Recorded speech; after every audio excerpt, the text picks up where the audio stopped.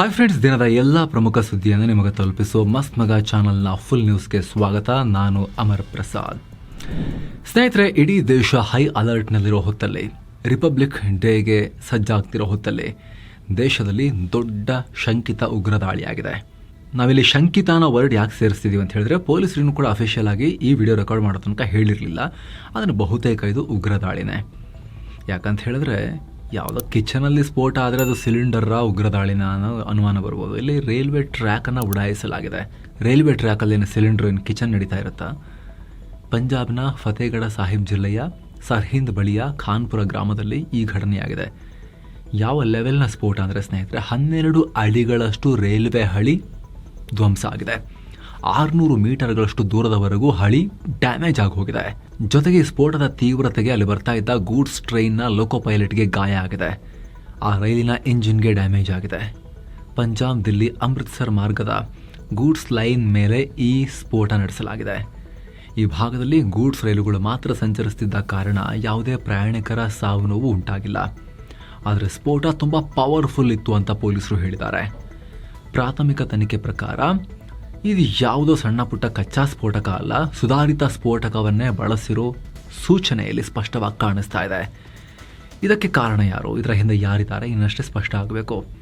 ಇದರ ಹಿಂದೆ ಪಾಕ್ ಪ್ರೇರಿತ ಉಗ್ರರಿದ್ದಾರೆ ಅನ್ನೋದು ಬಹುತೇಕ ಖಚಿತ.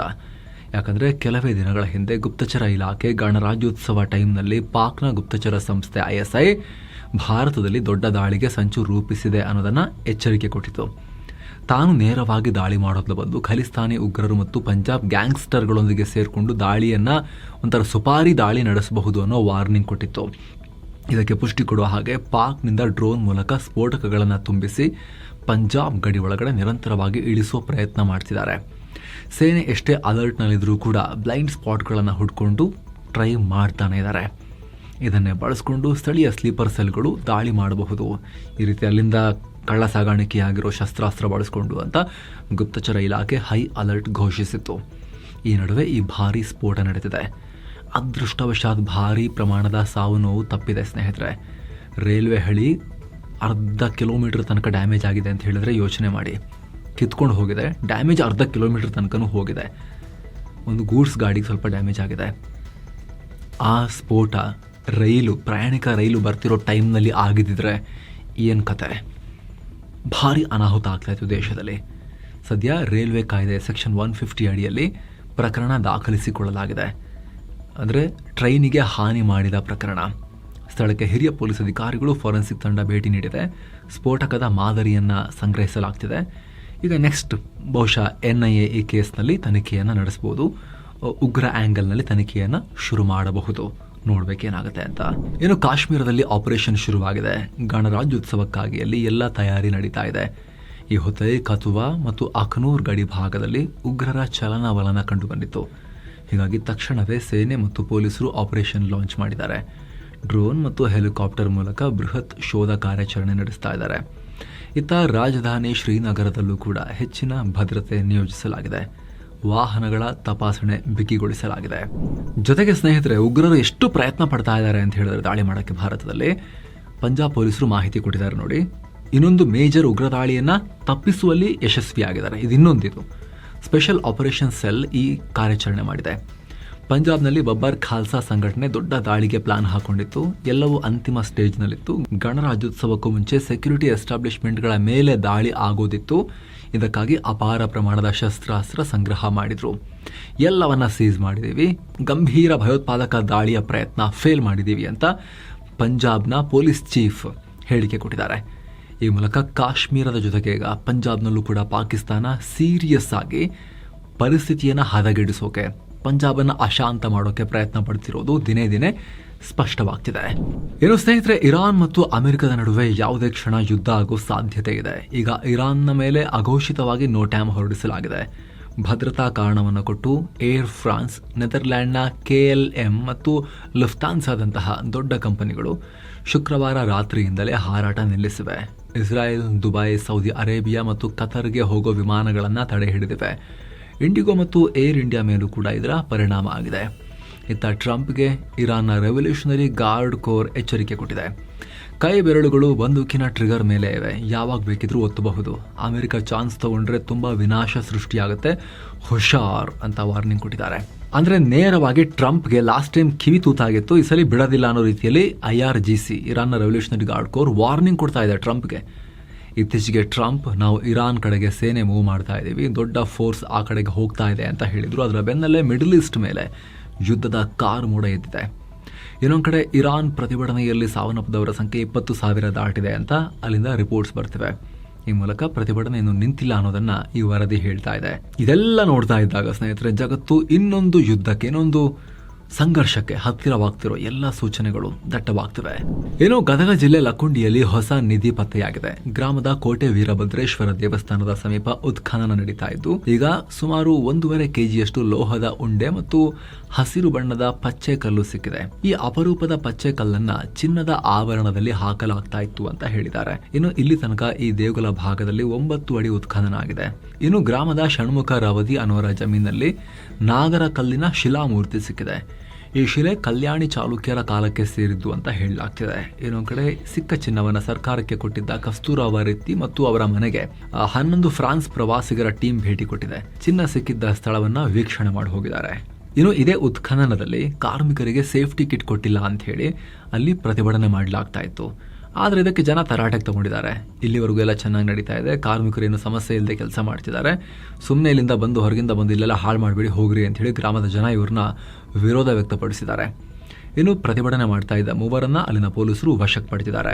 ಏನೋ ರಾಜ್ಯ ಸರ್ಕಾರ ಸರ್ಕಾರಿ ಅಧಿಕಾರಿಗಳಿಗೆ ಮಹತ್ವದ ಸುತ್ತೋಲೆ ಹೊರಡಿಸಿದೆ. ಇನ್ನು ಮುಂದೆ ಸರ್ಕಾರಿ ಅಧಿಕಾರಿಗಳು ಕಡ್ಡಾಯವಾಗಿ ಶಾಸಕರ, ವಿಧಾನ ಪರಿಷತ್ ಸದಸ್ಯರ ಮತ್ತು ಸಂಸದರ ಫೋನ್ ಕಾಲ್ಗಳನ್ನ ಸ್ವೀಕರಿಸಲೇಬೇಕು ಅಂತ ಮುಖ್ಯ ಕಾರ್ಯದರ್ಶಿ ಶಾಲಿನಿ ರಜನೀಶ್ ಆದೇಶ ಹೊರಡಿಸಿದ್ದಾರೆ. ಒಂದು ವೇಳೆ ಫೋನ್ ಬಂದಾಗ ಬೇರೆ ಕೆಲಸಗಳಲ್ಲಿ ತೊಡಗಿದ್ರೆ ಮರಳಿ ವಾಪಸ್ ಕಾಲ್ ಮಾಡಿ ಮಾತಾಡಬೇಕು ಅಂತ ಸೂಚನೆ ಕೊಟ್ಟಿದ್ದಾರೆ. ಏನೋ ಬಳ್ಳಾರಿಯಲ್ಲಿ ಗಂಗಾವತಿ ಶಾಸಕ ಜನಾರ್ದನ ರೆಡ್ಡಿಗೆ ಸೇರಿದ ಮಾಡೆಲ್ ಹೌಸ್ಗೆ ಬೆಂಕಿ ಹಚ್ಚಲಾಗಿದೆ. ಇದು ಕಾಂಗ್ರೆಸ್ನವರ ಕೃತ್ಯ, ಬ್ಯಾನರ್ ಗಲಾಟೆ ಮುಂದುವರಿದ ಭಾಗ ಅಂತ ಮಾಜಿ ಶಾಸಕ ಸೋಮಶೇಖರ ರೆಡ್ಡಿ ಆರೋಪಿಸಿದ್ದಾರೆ. ಈ ಕೇಸ್ಗೆ ಸಂಬಂಧಪಟ್ಟಂತೆ 6 ಅಪ್ರಾಪ್ತರು ಸೇರಿ 8 ಆರೋಪಿಗಳನ್ನ ಬಂಧಿಸಲಾಗಿದೆ. ಬೆಂಕಿಯಿಂದ ಟಿವಿ, ಕುರ್ಚಿಗಳು, sofa set, kitchen set, AC, fridge, wooden ಬಾಗಿಲುಗಳು ಸೇರಿದ ಹಾಗೆ ಹಲವು ವಸ್ತುಗಳು ಸಂಪೂರ್ಣ ಸುಟ್ಟು ಭಸ್ಮ ಆಗಿವೆ. 1.25 ಕೋಟಿ ರೂಪಾಯಿ ಮೌಲ್ಯದ ವಸ್ತುಗಳು ಹಾನಿಗೀಡಾಗಿವೆ ಅಂತ ದೂರಿನಲ್ಲಿ ಉಲ್ಲೇಖಿಸಲಾಗಿದೆ. ಕೆಲವರು ಈ ಹುಡುಗರು ರೀಲ್ಸ್ಗಾಗಿ ಮಾಡ್ತಾ ಇದ್ರು ಅಂತ ಹೇಳ್ತಿದ್ದಾರೆ. ತನಿಖೆ ನಂತರ ಎಲ್ಲ ಕ್ಲಾರಿಟಿ ಸಿಗಬೇಕು. ಇನ್ನು ರಾಜ್ಯದ ಕಡಲೆ ಬೆಳೆಗಾರರಿಗೆ ಕೇಂದ್ರದ ಗುಡ್ ನ್ಯೂಸ್. ಬೆಂಬಲ ಬೆಲೆ ಯೋಜನೆ ಅಡಿಯಲ್ಲಿ ರಾಜ್ಯದ ಹಿಂಗಾರು ಹಂಗಾಮಿನ ಕಡಲೆಕಾಳು ಖರೀದಿ ಮಾಡೋಕೆ ಕೇಂದ್ರ ಸರ್ಕಾರ ಅನುಮತಿ ಕೊಟ್ಟಿದೆ. ಪ್ರತಿ ಕ್ವಿಂಟಾಲ್ಗೆ 5,875 ರೂಪಾಯಿ ದರದಲ್ಲಿ ಒಟ್ಟು 1,01,340 ಮೆಟ್ರಿಕ್ ಟನ್ ಕಡಲೆಕಾಳು ಖರೀದಿ ಮಾಡಲಾಗುತ್ತೆ. ಈ ಬಗ್ಗೆ ಕೇಂದ್ರ ಕೃಷಿ ಮಂತ್ರಿ ಶಿವರಾಜ್ ಸಿಂಗ್ ಚೌಹಾಣ್ ಸಚಿವ ಪ್ರಹ್ಲಾದ್ ಜೋಶಿ ಅವರಿಗೆ ಪತ್ರ ಬರೆದು ಮಾಹಿತಿ ಕೊಟ್ಟಿದ್ದಾರೆ. ಏನೋ ಭ್ರೂಣ ಹತ್ಯೆ ಬಗ್ಗೆ ಮಾಹಿತಿ ಕೊಡೋರಿಗೆ 1 ಲಕ್ಷ ರೂಪಾಯಿ ಬಹುಮಾನ ಕೊಡ್ತೀವಿ ಅಂತ ಸರ್ಕಾರ ಹೇಳಿದೆ. ಈ ಕ್ರೂರ ಪದ್ಧತಿ ನಿರ್ಮೂಲನೆ ಮಾಡೋದು ತುಂಬಾ ಅಗತ್ಯ. ಹೀಗಾಗಿ ವಿಶ್ವಾಸಾರ್ಹ ಮಾಹಿತಿ ಕೊಡೋರಿಗೆ 1 ಲಕ್ಷ ರೂಪಾಯಿ ಬಹುಮಾನ ಕೊಡ್ತೀವಿ. ಇಲ್ಲಿವರೆಗೆ ನಮ್ಮ ರಾಜ್ಯದ 2 ಈ ಬಹುಮಾನವನ್ನ ಪಡೆದೂ ಆಗಿದೆ ಅಂತ ಸಚಿವ ದಿನೇಶ್ ಗುಂಡೂರಾವ್ ಹೇಳಿದ್ದಾರೆ. ಏನೋ ರಾಜ್ಯ ಸರ್ಕಾರ SSLC ಟಾಪರ್ಗಳಿಗೆ 50,000 ರೂಪಾಯಿ ನಗದು ಬಹುಮಾನ ಅಂತ ಘೋಷಿಸಿದೆ. ಇಷ್ಟು ದಿನ ಲ್ಯಾಪ್ಟಾಪ್ ಕೊಡ್ತಾ ಇದ್ರು, ಈಗ ಜಿಲ್ಲಾ ಮಟ್ಟದ 3 ಟಾಪರ್ಗಳಿಗೆ ಲ್ಯಾಪ್ಟಾಪ್ ಬದಲು ಈ ಕ್ಯಾಶ್ ಬಹುಮಾನ ಕೊಡೋಕೆ ಹೊರಟಿದ್ದಾರೆ. ವಿದ್ಯಾರ್ಥಿಗಳ ಆಧಾರ್ಗೆ ಲಿಂಕ್ ಆಗಿರೋ ಅಕೌಂಟ್ಗೆ ನೇರವಾಗಿ ದುಡ್ಡನ್ನ ಟ್ರಾನ್ಸ್ಫರ್ ಮಾಡಲಾಗುತ್ತೆ ಅಂತಾನು ಹೇಳಿದ್ದಾರೆ. ಏನೋ ಚಿಕನ್ ಪ್ರಿಯರಿಗೆ ಬ್ಯಾಡ್ ನ್ಯೂಸ್. ಕೋಳಿ ಮಾಂಸ ಸಿಕ್ಕಾಪಟ್ಟೆ ರೇಟ್ ಜಾಸ್ತಿ ಆಗ್ತಾ ಇದೆ. 1 kgಗೆ ಗರಿಷ್ಠ 350 ರೂಪಾಯಿ ದಾಟಿದೆ. ಕಳೆದ ಡಿಸೆಂಬರ್ನಲ್ಲಿ 260-280 ರೂಪಾಯಿ ಇದ್ದಿದ್ದು ನೆಕ್ಸ್ಟ್ 370-400 ರೂಪಾಯಿಗೂ ಹೋಗಬಹುದು ಅಂತ ಹೇಳ್ತಿದ್ದಾರೆ. ಯಾಕಂದ್ರೆ ತಮಿಳುನಾಡು ಮತ್ತು ಆಂಧ್ರದಲ್ಲಿ ಕೋಳಿ ಸಾಕಾಣಿಕೆದಾರರ ಪ್ರತಿಭಟನೆ ಜೋರಾಗಿ ನಡೀತಿದೆ. ನಿರ್ವಹಣಾ ವೆಚ್ಚ ಹಣ ಕೊಡಬೇಕು ಅಂತ ಕೋಳಿ ಫಾರ್ಮ್ ಮಾಲೀಕರು ಒತ್ತಾಯ ಮಾಡ್ತಿದ್ದಾರೆ. ಜೊತೆಗೆ ಉತ್ಪಾದನೆ ಕೂಡ ಡೌನ್ ಇರೋದ್ರಿಂದ ಅಗತ್ಯಕ್ಕೆ ತಕ್ಕಂತೆ, ಬೇಡಿಕೆಗೆ ತಕ್ಕಂತೆ ಸಪ್ಲೈ ಸಾಧ್ಯ ಆಗ್ತಾ ಇಲ್ಲ. ಇನ್ನು ಬೆಂಗಳೂರಿನ RT ನಗರದಲ್ಲೊಂದು ಘಟನೆಯಾಗಿದೆ. PUC ಓದ್ತಾ ಇದ್ದ ಒಬ್ಬ ವಿದ್ಯಾರ್ಥಿಗೆ, ಹುಡುಗನಿಗೆ, ಅಪ್ರಾಪ್ತ ಬಾಲಕನಿಗೆ ಪೊಲೀಸ್ ಪೇದೆಯೊಬ್ಬ ಲೈಂಗಿಕ ಕಿರುಕುಳ ಕೊಟ್ಟ ಆರೋಪ. ಪೋಕ್ಸೋ ಕೇಸ್ ಪೊಲೀಸ್ ಪೇದೆ ಮೇಲೆ ಬೆಂಗಳೂರಿನ RT ನಗರ ಠಾಣೆಯ ಕಾನ್ಸ್ಟೇಬಲ್ ಒಬ್ಬರನ್ನ ಅರೆಸ್ಟ್ ಮಾಡಲಾಗಿದೆ. ಫ್ರೀಡಂ ಪಾರ್ಕ್ನಲ್ಲಿ ಸೆಕ್ಯೂರಿಟಿಗೆ ಅಂತ ನಿಯೋಜನೆಗೊಂಡಿದ್ದ ಈ ಪೊಲೀಸ್ ಕಾನ್ಸ್ಟೇಬಲ್ PU ವಿದ್ಯಾರ್ಥಿಗೆ, ಬಾಲಕನಿಗೆ ಲೈಂಗಿಕ ಕಿರುಕುಳ ಕೊಟ್ಟ ಆರೋಪ ಇದು. ಉಪ್ಪಾರಪೇಟೆ ಠಾಣೆಯಲ್ಲಿ ಪೋಕ್ಸೋ ಕೇಸ್ ದಾಖಲಾಗಿ ಬಂಧಿಸಲಾಗಿದೆ ಕಾನ್ಸ್ಟೇಬಲ್ನ. ಈಗ ಇನ್ನು ಕಾಂಗ್ರೆಸ್ ಮತ್ತು ಶಶಿ ತರೂರ್ ನಡುವಿನ ಅಂತರ ಹೆಚ್ಚಾಗ್ತಿದೆ. ಪಕ್ಷಕ್ಕಿಂತ ನನಗೆ ದೇಶನೇ ದೊಡ್ಡದು ಅಂತ ತರೂರ್ ಹೇಳಿದ್ದಾರೆ. ಆಪರೇಷನ್ ಸಿಂಧೂರ್ ಕಾರ್ಯಾಚರಣೆ ವಿಚಾರದಲ್ಲಿ ನನ್ನ ಮತ್ತು ಪಕ್ಷದ ನಡುವೆ ಭಿನ್ನಾಭಿಪ್ರಾಯ ಇತ್ತು. ಆದರೆ ದೇಶದ ಪ್ರಶ್ನೆ ಬಂದಾಗ ನನಗೆ ರಾಜಕೀಯಕ್ಕಿಂತ ರಾಷ್ಟ್ರವೇ ಮೊದಲು. ಹೀಗಾಗಿ ನಾನು ಅವತ್ತು ಸರ್ಕಾರದ ಕ್ರಮವನ್ನು ಸಪೋರ್ಟ್ ಮಾಡಿದ್ದೆ. ಈಗಲೂ ಆ ಸಪೋರ್ಟ್ಗೆ ಕಮಿಟ್ ಆಗಿದ್ದೀನಿ. ನೆಹರು ಅವರು ಹೇಳಿರೋ ಹಾಗೆ ರಾಷ್ಟ್ರೀಯ ಹಿತಾಸಕ್ತಿಯೇ ಎಲ್ಲಕ್ಕಿಂತ ಮುಖ್ಯ ಅಂತ ತರೂರ್ ಹೇಳಿದ್ದಾರೆ. ಆ ಮೂಲಕ ನೋಡ್ರಿ, ನಿಮ್ಮ ಮುತ್ತಾತ ಏನು ಹೇಳಿದಾರೆ ಗೊತ್ತಾ, ಫಸ್ಟ್ ನೋಡ್ರಿ ಅಂತ ಹೇಳಿ ರಾಹುಲ್ ಗಾಂಧಿಗೆ ತರೂರ್ ಚುಚ್ಚುತ್ತಾ ಇದ್ದಾರೆ ಇಂಡೈರೆಕ್ಟ್ ಆಗಿ. ಇನ್ನು ತೆಲಂಗಾಣದ ಪೆಗಡಪಲ್ಲಿ ಅನ್ನೋ ಹಳ್ಳಿಯಲ್ಲಿ ಶಾಕಿಂಗ್ ದೃಶ್ಯ ಕಂಡು ಬಂದಿದೆ. 300 ಬೀದಿ ನಾಯಿಗಳನ್ನ ಹತ್ಯೆ ಮಾಡಿ ಗುಂಡಿಗೆ ಹಾಕಿ ಹೂತು ಹಾಕಿದ್ದಾರೆ. ಇತ್ತೀಚೆಗೆ ಗ್ರಾಮದಲ್ಲಿ ಪಂಚಾಯಿತಿ ಎಲೆಕ್ಷನ್ ನಡೆದ್ರೆ ಗೆದ್ದು ಬಂದವರು ನಾಯಕಾಟ ತಪ್ಪಿಸ್ತೀವಿ ಅಂತ ಹೇಳಿ ಮಾತು ಕೊಟ್ಟಿದ್ರಂತೆ. ಹಾಗಾಗಿ ಈ ರೀತಿ ಮಾಡಿಬಿಟ್ಟಿದ್ದಾರೆ ಅನ್ನೋ ಆರೋಪ ಇತ್ತು. ಚೆಕ್ ಮಾಡಿದಾಗ ಹೌದು ಅನ್ನೋದು ಗೊತ್ತಾಗಿದೆ. ಈಗ ಆ ಕೊಟ್ಟ ಮಾತನ್ನ ಉಳಿಸಿಕೊಂಡ ಆ ಮಹಾನುಭಾವ ಗ್ರಾಮ ಪಂಚಾಯತಿ ಅಧ್ಯಕ್ಷನ ಮೇಲೆ ಕೇಸ್ ದಾಖಲಾಗಿದೆ. ಈ ತರ ಕೊಟ್ಟ ಮಾತನ್ನ ಉಳಿಸ್ಕೊಳ್ಳೋದು ಅಂತ ಹೇಳಿ. ಏನೋ ಅಮೆರಿಕದ ಒಳಗಡೆ ಭೀಕರ ಹಿಮಪಾತ ಸ್ನೇಹಿತರೆ, ಸುತ್ತು ಜಗತ್ತಲ್ಲೂ ಕೂಡ ಮಾಹಿತಿ ಕೊಟ್ಟಿದ್ವಿ. ಇನ್ನು ಕಂಟಿನ್ಯೂ ಆಗಿದೆ. 18 ರಾಜ್ಯಗಳಲ್ಲಿ ತುರ್ತು ಪರಿಸ್ಥಿತಿ, 40 ರಾಜ್ಯಗಳಾದ್ಯಂತ ಇದರ ಪರಿಣಾಮ ಇದೆ. 8,000 ವಿಮಾನಗಳ ಹಾರಾಟ ರದ್ದು. ಏರ್ ಇಂಡಿಯಾ ಕೂಡ ಜನವರಿ 25 ಮತ್ತು 26ನೇ ತಾರೀಕು ನ್ಯೂಯಾರ್ಕ್ ಮತ್ತು ನ್ಯೂಜೆರ್ಸಿಗೆ ತನ್ನೆಲ್ಲ ಫ್ಲೈಟ್ಗಳನ್ನು ಕ್ಯಾನ್ಸಲ್ ಮಾಡಿದೆ. ಇನ್ನು ಆರಂಭಿಕ ಹಿಮಪಾತದಿಂದ 40,000 ಮನೆಗಳಿಗೆ ವಿದ್ಯುತ್ ಸಂಪರ್ಕ ಇದುವರೆಗೂ ಕಟ್ಟಾಗಿದೆ. ಟೆಕ್ಸಸ್, ನ್ಯೂಯಾರ್ಕ್, ಅರ್ಕಾನ್ಸಾಸ್ನಲ್ಲಿ ಸಮಸ್ಯೆ ಆಗಿದೆ. ಅಲ್ಲದೆ ಹೊಸದಾಗಿ ಲಕ್ಷಾಂತರ ಮನೆಗಳಿಗೆ ವಿದ್ಯುತ್ ಕಟ್ಟಾಗೋ ಭೀತಿ ಇದೆ. ಈ ಬಗ್ಗೆ ಅಮೆರಿಕ ಅಧ್ಯಕ್ಷ ಟ್ರಂಪ್ ಕೂಡ ರಿಯಾಕ್ಟ್ ಮಾಡಿದ್ದಾರೆ. ಈ ಅಪಾಯಕಾರಿ ಹಿಮ ಮಾರುತದ ಬಗ್ಗೆ ಮಾಹಿತಿ ಪಡಿತಾ ಇದ್ದೀನಿ, ಅಧಿಕಾರಿಗಳು ಎಲ್ಲ ಸಹಾಯ ಮಾಡ್ತಾರೆ ಅನ್ನೋ ಹೇಳಿಕೆ ಕೊಟ್ಟಿದ್ದಾರೆ. ಇದೇ ವೇಳೆ ಆ ಪರಿಸರವಾದಿ ದಂಗೆಕೋರರು ಎಲ್ಲಿ ಹೋದ್ರು? ನಾವೀಗ ಕಂಡು ಕೇಳರಿಯದ ಶೀತ ನೋಡ್ತಾ ಇದ್ದೀವಿ, ಆದರೆ ಅವರೆಲ್ಲ ಗ್ಲೋಬಲ್ ವಾರ್ಮಿಂಗ್ ಅಂತ ಬಡ್ಕೊಳ್ತಾ ಇದ್ದಾರೆ. ಸ್ವಲ್ಪ ಎಕ್ಸ್ಪ್ಲೇನ್ ಮಾಡ್ತೀರಾ ಅಂತ ಸಿಕ್ಕಿದ್ದೆ ಚಾನ್ಸ್ ಅಂತ ಹೇಳಿ ಪರಿಸರವಾದಿಗಳ ಮೇಲೂ ಕೂಡ ಟ್ರಂಪ್ ಈ ಅವಕಾಶವನ್ನು ಬಳಸಿಕೊಂಡು ದಾಳಿ ಮಾಡಿದ್ದಾರೆ. ಕಲ್ಲಿದ್ದಲು ಸುಡಬಾರ್ದು, ಈ ಪಳೆಯುಳಿಕೆಯಿಂದನೂ ಸುಡಬಾರ್ದು, ಗ್ಲೋಬಲ್ ವಾರ್ಮಿಂಗ್ ಆಗ್ತಿದೆ ಅಂತೆಲ್ಲ ಹೇಳ್ತಾ ಇದ್ರಲ್ಲ ವಿಜ್ಞಾನಿಗಳೆಲ್ಲ. ಅವ್ರಿಗೆ ಕೇಳ್ತಿರೋ ಟ್ರಂಪ್, ನೋಡ್ರಿ ಇಲ್ಲಿ ಶೀತ ಹೆಂಗೆ ಬೀಳ್ತಾ ಇದೆ ಹಿಮ ಅಂತೇಳಿ, ಗ್ಲೋಬಲ್ ವಾರ್ಮಿಂಗ್ ಅಂತ ಪ್ರಶ್ನೆ ಕೇಳಿದ್ದಾರೆ ಟ್ರಂಪ್. ಇದಕ್ಕೆ ವಿಜ್ಞಾನಿಗಳು ಪ್ರತಿಕ್ರಿಯೆ ಕೊಟ್ಟಿದ್ದಾರೆ. ಅಯ್ಯೋ ಟ್ರಂಪೇ, ಇದೆಲ್ಲ ಆಗ್ತಿರೋದೇ ಗ್ಲೋಬಲ್ ವಾರ್ಮಿಂಗಿಂದ ಕಣಯ್ಯ ಅಂತ ಹೇಳಿದ್ದಾರೆ. ಭೂಮಿಯ ತಲೆಯಲ್ಲಿ ಅಂದರೆ ಉತ್ತರ ಧ್ರುವದಲ್ಲಿ ಮಂಜುಗಡ್ಡೆ ಮತ್ತು ಶೀತ ಗಾಳಿ ಇರುತ್ತೆ. ಅದನ್ನು ಪೋಲಾರ್ ವೋರ್ಟೆಕ್ಸ್ ಅನ್ನೋ ಗಾಳಿಯ ಗೋಡೆ ಕಟ್ಟಿ ಹಾಕಿರುತ್ತೆ. ಆದರೆ ಈಗ ಗ್ಲೋಬಲ್ ವಾರ್ಮಿಂಗ್ನಿಂದ ಭೂಮಿ ಬಿಸಿಯಾಗಿ ಆ ಗಾಳಿಯ ಗೋಡೆ ವೀಕ್ ಆಗಿದೆ. ಇದೇ ಕಾರಣಕ್ಕೆ ಅಲ್ಲಿ ಲಾಕ್ ಆಗಿರಬೇಕಾಗಿದ್ದ ಗಾಳಿ ಲೀಕ್ ಆಗಿ ಅಮೆರಿಕದ ಕಡೆಗೆ ಜಾಸ್ತಿ ನುಗ್ತಾ ಇದೆ ಅಂಥೇಳಿ ಸೈನ್ಸ್ ಕ್ಲಾಸ್ ತಗೊಂಡಿದ್ದಾರೆ ಸೈಂಟಿಸ್ಟ್ಗಳು ಟ್ರಂಪ್ಗೆ. ಮತ್ತೊಂದು ಕಡೆ ಅಮೆರಿಕದಿಂದ ಬಿಗ್ ಪಾಸಿಟಿವ್ ನ್ಯೂಸ್ ಬರ್ತಾ ಇದೆ. ನಾವು ಭಾರತದ ಸರಕುಗಳ ಮೇಲಿನ ಟ್ಯಾರಿಫ್ ಅನ್ನ ಕಮ್ಮಿ ಮಾಡಬಹುದು ಅಂತ ಅಮೆರಿಕದ ಟ್ರೆಜರಿ ಸೆಕ್ರೆಟರಿ ಸ್ಕಾಟ್ ಬೆಸೆಂಟ್ ಹೇಳಿದ್ದಾರೆ. ಭಾರತ ಈಗ ರಷ್ಯಾದಿಂದ ತೈಲ ತರಿಸ್ಕೊಳ್ಳೋದನ್ನ ಕಮ್ಮಿ ಮಾಡಿದೆ. ನಮ್ಮ ಒತ್ತಡ ತಂತ್ರ ಫಲ ನೀಡಿದೆ. ಈಗ ಆಲ್ರೆಡಿ ಭಾರತದ ರಿಫೈನರಿಗಳು ಪರ್ಯಾಯ ಮಾರ್ಗವನ್ನು ಕಂಡುಕೊಂಡಿವೆ. ಸೊ ನಾವು ಮುಂಚೆ 25% ಹೆಚ್ಚುವರಿ ಟ್ಯಾರಿಫ್ ಹಾಕಿದ್ವಿ, ಈಗ ಅದನ್ನ ಮರುಪರಿಶೀಲನೆ ಮಾಡ್ತಾ ಇದ್ದೀವಿ ಅನ್ನೋ ಹೇಳಿಕೆ ಕೊಟ್ಟಿದ್ದಾರೆ. ಈ ಮೂಲಕ ಇಬ್ಬರ ಸಂಬಂಧದಲ್ಲಿ ಮುಳ್ಳಾಗಿರೋ ಈ ದೊಡ್ಡ ಗೋಡೆಯನ್ನ ಅರ್ಧ ಕೆಡವಬಹುದು ಈಗ ಟ್ಯಾರಿಫ್ದು ಅನ್ನೋದನ್ನ ಅಮೆರಿಕ ಸೂಚನೆ ಕೊಡೋಕೆ ಶುರು ಮಾಡಿದೆ. ಇದೇ ವೇಳೆ ಯುರೋಪ್ ಬಗ್ಗೆ ಕೂಡ ಅಸಮಾಧಾನ ಹೊರಹಾಕಿದ್ದಾರೆ. ನಾವು ಅಂದ್ರೆ ಅಮೆರಿಕದವರು ಭಾರತದ ಮೇಲೆ ಟ್ಯಾರಿಫ್ ಹೇರಿ ಅಂತ ಯುರೋಪ್ಗೆ ಹೇಳಿದಾಗ ಯುರೋಪ್ ನಿರಾಕರಿಸಿತ್ತು. ಈಗ ಅವರು ದೊಡ್ಡ ಒಪ್ಪಂದ ಅಂದರೆ ಮುಕ್ತ ವ್ಯಾಪಾರ ಒಪ್ಪಂದನೇ ಮಾಡ್ಕೊಳ್ತಿದ್ದಾರೆ. ನಮ್ಮ ಒಂದು ಮಾತು ಕೇಳಲ್ಲ ಈ ಯುರೋಪಿಯನ್ ರಾಷ್ಟ್ರಗಳು. ಬಾಯಿ ಮಾತಲ್ಲಿ ಮಾತ್ರ ರಷ್ಯಾವನ್ನು ಬೈತವೆ, ಆದರೆ ಅವರೇ ರಷ್ಯಾದಿಂದ ಪರೋಕ್ಷವಾಗಿ ತೈಲವನ್ನು ತರಿಸ್ಕೊಳ್ತಿದ್ದಾರೆ.